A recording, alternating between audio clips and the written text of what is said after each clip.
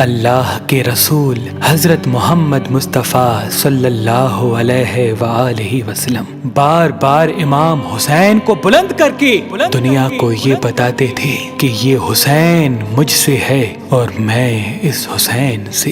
اے لوگو، اگر اس حسین پہ کوئی مشکل وقت آ جائے اور یہ تم سے مدد طلب کرے تو اس کا ساتھ دینا، کیونکہ یہ جنت کے جوانوں کا سردار ہے، میرا خون ہے، میری اولاد ہے۔ لیکن افسوس، ابھی رسول اللہ کی رحلت کو تھوڑا وقت ہی گزرا تھا کہ کربلا کے میدان میں ایک طرف 9 لاکھ کا مجمع تھا تو دوسری طرف وہ حسین جس کو اللہ کے رسول اپنے کندھوں پہ سوار کرتے تھے۔ امام حسین علیہ السلام اپنے نانا کی امت سے بار بار کہتے رہے کہ کیوں میرا رستہ روکا ہے؟ اے لوگو، پہچانو، میں تمہارے نبی کا نواسا ہوں، کیوں 3 دن سے میرے بچوں کو پیاسا رکھا ہے؟ کیوں میرے عزیز و اقارب کو شہید کیا ہے؟ بتاؤ، کیا میں نے رسول اللہ کی شریعت میں ترامیم کی ہے؟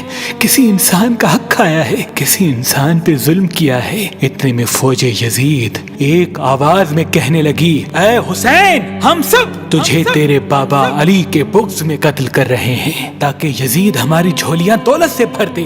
امام حسین نے فرمایا، اے لوگو، آج جس اسلام کا علم تمہارے ہاتھوں میں بلند ہے، یہ علم میرے بابا علی نے بلند کیا، مت بھولنا۔ خیبر و خندق میں اگر علی نہ ہوتے تو اسلام کی فتح ناممکن تھی۔ وہ علی جس نے پوری زندگی اسلام کی تبلیغ کی، حق کو بلند کیا، رسول اللہ کی حفاظت کی، آج اس علی کو یہ اجر دے رہے ہو۔ اے لوگو، بتاؤ، اللہ کے رسول نے بار بار میرے بابا علی کا ہاتھ بلند کر کے فرمایا تھا کہ جہاں حق ہوگا وہاں علی ہوگا، جہاں علی ہوگا وہاں حق ہوگا، اور آج اس علی اور اولاد رسول کو یہ اجر دے رہے ہو۔ اتنے میں یزید کی فوج کے سپہ سالاروں نے دیکھا کہ کہیں فوج میں بغاوت نہ ہو جائے۔ اے شمر، کیا دیکھ رہے ہو؟ حملہ کرو۔ بس لاکھوں کی فوج نے جب رسول اللہ کے نواسے پہ حملہ کیا، امام حسین علیہ السلام نے اللہ کا نام لیا اور ذوالفقار کو نیام سے نکالا۔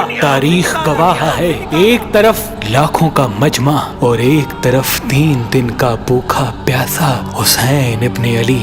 زمین پہ اس طرح کی جنگ پہلے کبھی نہیں دیکھی تھی کہ ایک تنہا انسان لاکھوں کے مجمع کو اس طرح سے فنار کر رہا ہے کہ فوج اشکیا واپس پلٹ کے بھاگنے لگی۔ امام حسین فوج یزید سے مخاطب ہو کے فرماتے ہیں، آؤ، 3 دن کے بھوکے کی جنگ دیکھو، 3 دن کے پیاسے کی جنگ دیکھو، رسول کے اس نواسے کی جنگ دیکھو، اس کی جنگ دیکھو جس کا جوان بھائی مارا گیا، جس کے جوان بیٹے کو نظروں کے سامنے قتل کیا گیا، جس نے اپنے ہی ہاتھوں سے اپنے بچے کی قبر بنائی۔ امام حسین شیر کی طرح فوج یزید سے لڑ رہے ہیں۔ اتنے میں آواز غیب آتی ہے، حسین، تیرا اللہ تجھ سے راضی ہوا۔ بس اس صدا کا سننا تھا، امام حسین علیہ السلام نے اپنی ذوالفقار کو تھام لیا۔ اتنی میں عمر بن سعد کہتا ہے، شمر، کیا دیکھ رہے ہو؟ یہ علی کا شیر ہے، اس کو مات دینا ناممکن ہے، جاؤ خیموں کو آگ لگا دو۔ بس کچھ ظالموں نے بیبیوں کے خیموں کو آگ لگا دی اور کچھ امام حسین کو دور سے تیر مارنے لگے۔ امام حسین کبھی بیبیوں کے خیموں کی طرف بڑھتے ہیں، کبھی فوج کی طرف جاتے ہیں۔ عمر بن سعد اور شمر نے فوج کو 4 حصوں میں تقسیم کر دیا اور یہ کہا کہ کوئی بھی حسین کے قریب نہ جائے، جس کے پاس جو چیز ہے وہ دور سے حسین کو مارے۔ جس کے پاس نیزہ تھا اس نے نیزہ مارا، جس کے پاس تیر تھے وہ تیر مارتا رہا، جس کے پاس برچیاں تھی وہ برچیاں مارنے لگا۔ تاریخ نے لکھا جس کے پاس مارنے کے لیے کچھ نہ تھا وہ کربلا کی گرم زمین سے مٹی اٹھا کے امام حسین کی طرف پھینکتا رہا۔ امام حسین کے جسم مبارک پہ ہزاروں زخم لگتے رہے، آپ کے جسم مبارک پر اتنے تیر تھے کہ آپ کا جسم مبارک نظر تک نہیں آ رہا تھا۔ بس جیسے ہی نواسا رسول گھوڑے کی سینگ سے زمین پہ آتے ہیں، فوج یزید यजीद झूमना शुरू कर देती है। लेकिन इतने में वो घोड़ा जिस पे आप सवारी किया करते थे वो इमाम हुसैन के चारों तरफ घूमना शुरू कर देता है ताकि इन तीरों से मैं अपने आका हुसैन को बचा लूं। वो घोड़ा दौड़ ही रहा था। इतने में उमर बिन साद ने कहा, ऐ लोगो रुको, मैंने अपनी आंखों से देखा था इस घोड़े पे अल्लाह के रसूल सवारी करते थे, कहीं तीर इस घोड़े को न लगे। और यूं तीरों को चलाना बंद किया गया। अफसोस है उन लोगों को उस घोड़े का तो एहतराम मालूम था जिस पे रसूल अल्लाह सवारी किया करते थे, लेकिन उस हुसैन का एहतराम भूल चुके जिनको अपने कंधों पे सवार करके उम्मत को दिखाया करते थे। बस इमाम हुसैन अलैहिस्सलाम ज़मीन करबला पे अपना सर रख के अल्लाह का शुक्र कर रहे हैं और वहाँ फौज यजीद के मुख्तलिफ सिपाही इमाम हुसैन का सर काटने के लिए करीब आते हैं। जो भी करीब आके इमाम हुसैन के सर को देखे तो उसे इमाम हुसैन के चेहरे में रसूल अल्लाह का चेहरा नजर आए और वो चीख के दूर चला जाए। इतने में शिमर कहने लगा, ये काम मुझसे ही होना है। जैसे ही शिमर ने खंजर इमाम हुसैन के गले पे रखा तो वो देखे इमाम हुसैन के लब हिल रहे हैं। उसने सोचा, हमने हुसैन का पूरा खानदान कत्ल कर दिया, 3 दिन तक हुसैन के बच्चों को प्यासा रखा, शायद हुसैन हमें बद्दुआ दे रहे होंगे। सुनने के लिए कान करीब करे तो क्या सुने।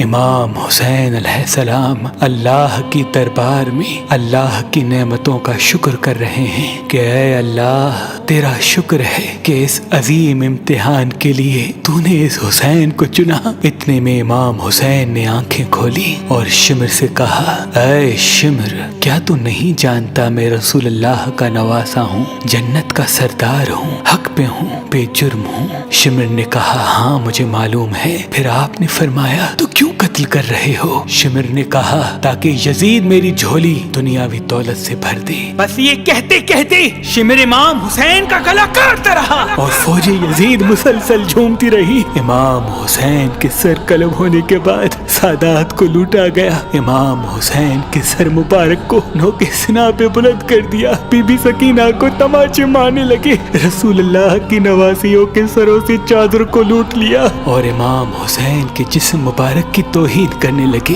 तारीख ने लिखा, इमाम हुसैन के जिस्म पर जो जो चीजें थी उनको लूटने लगे। इतने में एक शख्स इमाम हुसैन के जिस्म के करीब आया। इमाम हुसैन के हाथ में एक अंगूठी पहनी थी, उतारने की कोशिश की, ना उतरी। वो उंगली काट के अंगूठी ले गया। आपके जिस्म मुबारक को रस्सियों से बांध के करबला की गर्म जमीन पे इधर से उधर फिराया गया। इतने में उमर बिन साद ने कहा, ऐ शिमर, हुसैन और उसके साथियों की लाश का वो हश्र करते हैं कि रहती दुनिया तक कोई भी यजीद के खिलाफ आवाज न उठाए। सबके जिस्म से सरों को काट लो और सबकी लाशों को पामाल कर दो। जमीन करबला गवाह है, कहीं से कोई कबीला उठ के आता है और कहता है कि हम हुर की लाश को पामाल होने नहीं देंगे। कहीं बीबी उम्मे लैला का कबीला आके कहता है कि हम अली अकबर का लाशा पामाल होने नहीं देंगे। कहीं बीबी रुबाब के कबाइल के लोग कहते हैं हम अली असगर का लाश पामाल होने नहीं देंगे। एक एक शहीद की लाश पामाल होने वाली जगह से हटाई गई। तारीख गवाह है, सिर्फ रसूल अल्लाह का अकेला नवासा करबला की गर्म जमीन पे पड़ा रहा और मगरिब के घोड़े मशरिक की तरफ, मशरिक के घोड़े मगरिब की तरफ दौड़ते रहे। इमाम हुसैन का जिस्म पामाल होता रहा। इमाम जाफर सादिक अलैहिस्सलाम फरमाते हैं, मेरा सलाम हो मेरे उस गरीब दादा पर जिसकी लाश को इस तरह से पामाल किया गया कि उनकी दाईं पसलियां बाईं पसलियों की तरफ चली गई और बाईं पसलियां दाईं पसलियों की तरफ चली गई, जिनका सीना और पुश्त एक साथ हो गया। सलाम हो मेरे उस बेवतन दादा हुसैन पर जिनके जिस्म मुबारक के टुकड़ों को जमीन करबला पे बिखेरा गया। सलाम हो, सलाम हो, सलाम हो।